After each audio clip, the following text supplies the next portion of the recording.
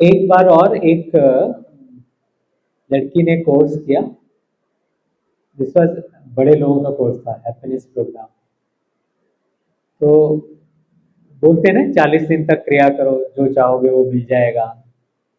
तो उसने 40 दिन बाद हमको फोन किया, या आपने बोला था 40 दिन तक क्रिया करो तो जो चाहो वो मिल जाएगा। मैंने कहा हाँ, तुम्हें नहीं मिला? बोला नहीं। क्या मांग लिया ऐसा कि नहीं मिला?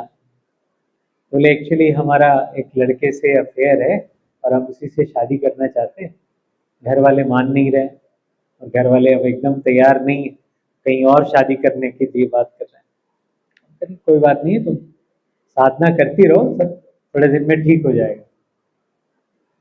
अपना फिर कुछ दिन बीते, कुछ महीने बाद फिर उसने हमको फोन किया, भैया अब तो बहुत ही विकट स्थिति हो गई है, अब हमारे घर वाले दूसरा लड़का देख रहे हैं और हमको दूसरे से करना नहीं है, हम करेंगे तो इसी से शादी करेंगे, नहीं तो नहीं करेंगे। अच्छा ठीक है, तुम प्रार्थना करो, क्रिया करती रहो, सब ठीक हो जाएगा। फिर थोड़े दिन बीते, और उस समय लैंडलाइन का जमाना था, है ना, फोन, मोबाइल फोन वगैरह नहीं।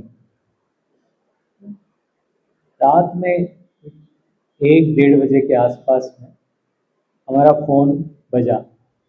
इतनी रात में कौन फोन कर रहा है, उठाया, लगता कुछ, तो उधर से वही लगी और उसकी रोने की आवाज फोन पे। हमें क्या हो गया? तो अब हम तय कर लिया, अब हमने, घर वाले मान नहीं रहे, तो I am going to commit suicide now. तो हमने कहा आपको बता करके करें, और हम अपने मन में सोच रहे हैं भाई तुमने ये क्या किया है? कल को बन गए और पुलिस आई, लास्ट कॉल, क्या चक्कर था? हमको तो सब दृश्य दिखने लग गया कि जेल के अंदर है, कैदियों को कोर्स करा रहे हैं।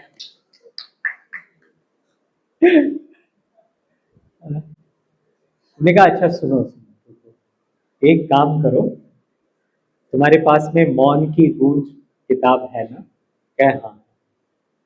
तो जो भी तुम्हें करना है, एक बार उस किताब को खोलो और कोई भी एक पेज जो निकल जाए उसको पढ़ो, फिर तुम्हारा जो मन करे वो करना। और इधर हमने गुरुजी से प्रार्थना भी करी, गुरुजी उसको नहीं मुझे बचाओ, मैं तो आपका टीचर हूं ना, कितने लोगों को और कोर्स करवाना है। तो फिर वो थोड़ी देर बाद फिर उसका दोबारा फोन आया, हमको लगता है अब इस बार पुलिस कॉल की है। डरते डरते फोन उठाया, फिर उसी की आवाज, क्या हुआ? तो नहीं, अब हमने विचार बदल दिया है, तो बहुत बढ़िया काम किया तुमने। बोला जैसे ही हमने खोला ना, तो उसमें से पेज लिखा मृत्यु। उसमें ना अलग अलग टॉपिक पे गुरुजी ने बोला है, sincere note to sincere seeker, ये इंग्लिश में बुक है, और ऐसे हिंदी में मौन की गूंज नाम से वो किताब आती है।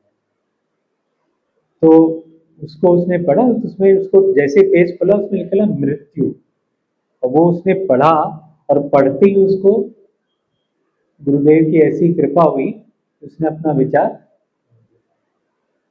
मतलब हम देखेंगे क्या होता है, थोड़ा संघर्ष करेंगे, तो बहुत बढ़िया। कुछ दिन और बीते, 3-4 महीने बाद फिर एक बार फोन आया शाम को, भैया आप कल घर पे हैं? उनके हाँ हैं। अब क्या हुआ? हाँ ये हम आपको आने वाले हैं कार्ड देने के लिए शादी का। उनके अच्छा, हाँ शादी हो रही थी, तो इसी लड़के घर वाले मान, तो बड़ी खुशी खुशी आई, और शादी का कार्ड जिसने दिया, ये शादी हमने अटेंड भी करी।